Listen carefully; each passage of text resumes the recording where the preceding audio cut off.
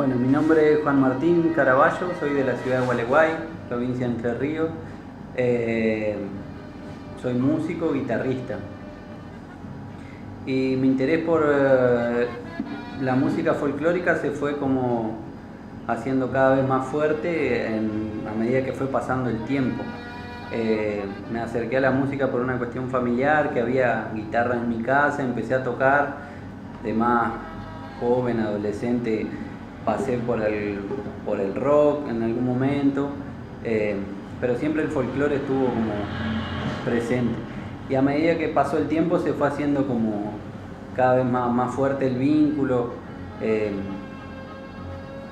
No sé si estoy en condiciones de decirlo para mí mismo, pero tal vez pasó algo como eso que habla Atahualpa Yupanqui, ese llamado de la tierra, esa como sentirse identificado, sentirse con las ganas, la necesidad y el compromiso de hacer una música que no sea solo hacerla por linda o hacerla como si fuera un adorno personal, sino hacer música para decir o traducir cosas de un lugar, el sentir de la gente de su lugar y el paisaje de donde uno es. Así que eso, a medida que fue pasando el tiempo, cada vez se hizo más fuerte y más eso, como cada vez más inseparable esa cuestión del hacer música con eso, con hacer la música del lugar de uno. Y bueno, hasta hoy que ya estoy como comprometido 100% en mi labor musical, en hacer y aportar desde lo que uno puede humildemente a la difusión también de la música del litoral y puntualmente a la de compositores entrerrianos. Yo siento que el panorama actual de la música Entre Ríos, tal vez mi mirada es bastante subjetiva, pero bueno, creo que imposible que no lo sea. Pero bueno, contar de que yo estoy formando parte de un movimiento que se llama De Costa a Costa, que es un movimiento de música en el que bueno, nos hemos juntado muchos músicos de distintos lugares de la provincia de Entre Ríos para seguir conociendo y aprendiendo esta música de compositores entrerrianos. Y es un movimiento que tiene mucha actividad, que es muy fuerte. Entonces lo que yo estoy sintiendo en este momento, que el panorama de la música de Entre Ríos es muy alentador, porque a través de ese movimiento estoy conociendo muchísima gente que tiene ese mismo interés, como poder conocer esa música genuina de nuestra provincia, poder interpretarla, aprender a escucharla, a quererla, dejar que esa música nos represente. Y eso, al conocer a tanta gente, siento eso, como que es un panorama alentador. Sin duda que no es fácil, porque bueno, por ahí algunas reglas de mercado de hoy hacen que algunas músicas no tengan el espacio suficiente como merecerían, o que estuvieran tanto en los medios de difusión y que tengan la llegada a la gente que uno esperaría que tienen. Pero sí siento que es alentador. Por ahí tal vez un par de años atrás o bueno, otras décadas fue un poco más complejo, porque eso, justamente por razones de mercado, en algún momento se quiso como imponer alguna música que representara como con carta única de presentación a cada provincia, y en esa como especie de repartija o de identificar a cada provincia con una música, Entre Ríos por ahí se la vinculó pura y exclusivamente con la chamarrita. Cosa que tal vez no era cierto que fuera la única, si bien es un género que ha arraigado muy fuerte.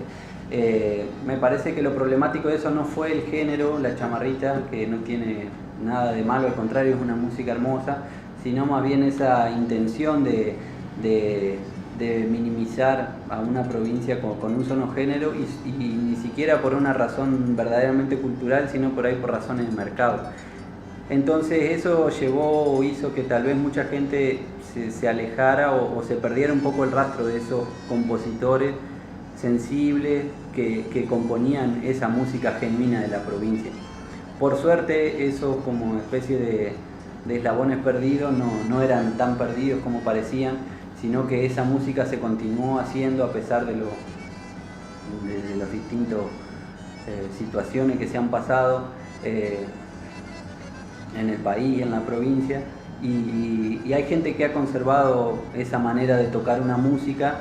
Y bueno, hoy justamente a través del movimiento somos muchos los que estamos curioseando y como tratando de poner ese eslabón perdido nuevamente, o vincularnos con esas músicas para después sí poder pensar en proyectar por ahí lo nuestro, lo que tiene que ver más con nuestras composiciones, pero luego de haber conocido un montón de gente, de compositores, como decía, creadores realmente increíbles, que componen desde ese lugar, desde el lugar de hacer propio lo colectivo, lo construido con el paso del tiempo, las maneras de componer y de interpretar o de decir este paisaje en música. Así que creo que esos momentos que por ahí fueron más complejos han pasado, y hoy estamos en otro momento en el que podemos mirar o volver a vincularnos con nuestra tradición musical de una manera un poco más amable, menos conflictiva. Y bueno, creo habrá sido que otras épocas no habrán sido las propicias para darle lugar o investigar y buscar a estos músicos referentes. Hoy sí está pasando, por suerte, y eso, siento como que el panorama es alentador. Insisto, si bien hay muchas cosas para que a uno le gustaría que fueran mejores o distintas, pero estamos en ese trabajo, y creo que somos muchos y que nos hace bien a todos.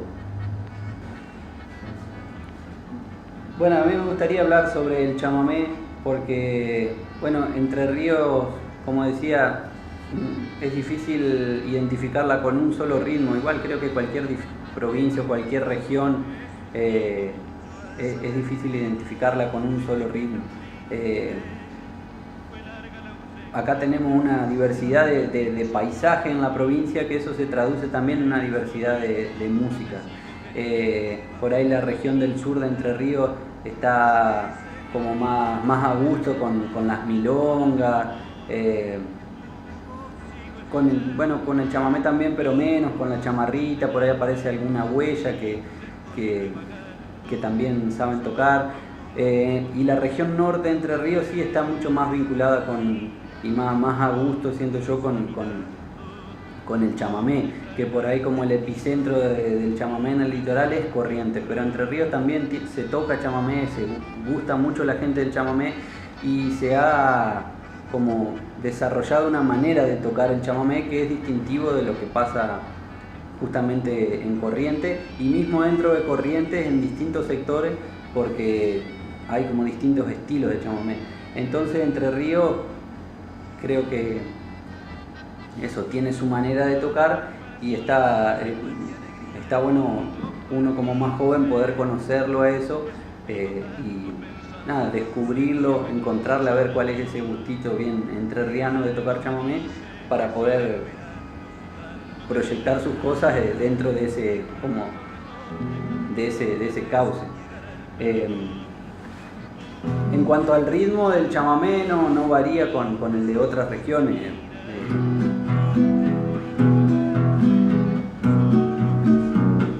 La manera de rasguearlo.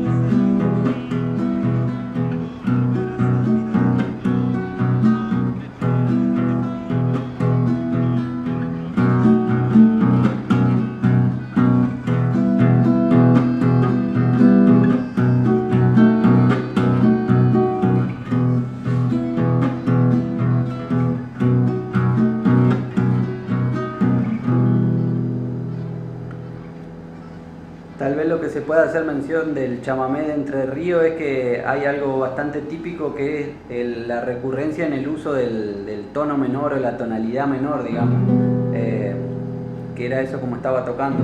Por ahí en otros lados es más frecuente escuchar el tono mayor.